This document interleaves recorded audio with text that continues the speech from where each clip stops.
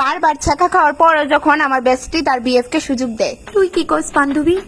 হ্যাঁ রে, আরেকটা সুযোগ দেওয়া কি উচিত না? আমি হ্যার চোখে স্পষ্ট আমার প্রতি ভালোবাসা দেখছি। হ্যাঁ, ভালো হইয়া গেছে গা সত্যি।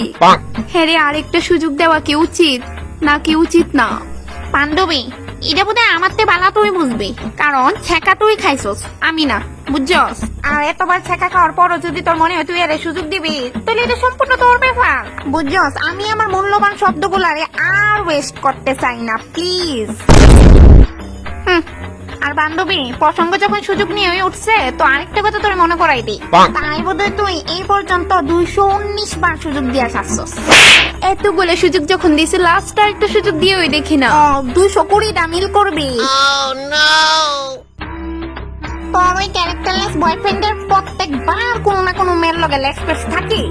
ইভেন কি ও আমারও ছাড়ছে না, তোর বেস্টিরও ছাড়ছে না, আমার দিকেও সে নজর দেয়। তোর লগে যখন রাস্তা দিয়ে হাঁটতে যায়, তখন তোর মনে হয় যে সে তোর দিকে চাইবে, কিন্তু আসলে তা না, সে আমার আমার দিকে। তোর কথা বিশ্বাস হয় না। আমার মন কইতেছে সে এখন শুধু আমারে বালা পায়। আমি কইলাম না হ্যার চোখে স্পষ্ট আমার প্রতি ভালোবাসা দেখছি। তোর কথা বিশ্বাস হয় না, চুপ। আমি এখনো এটাই বুঝতেছি না যে তুই আমার ওপিনিয়ন নিতে আইছস নাকি নিজের ওপিনিয়নটা শুনাইতে আইছস।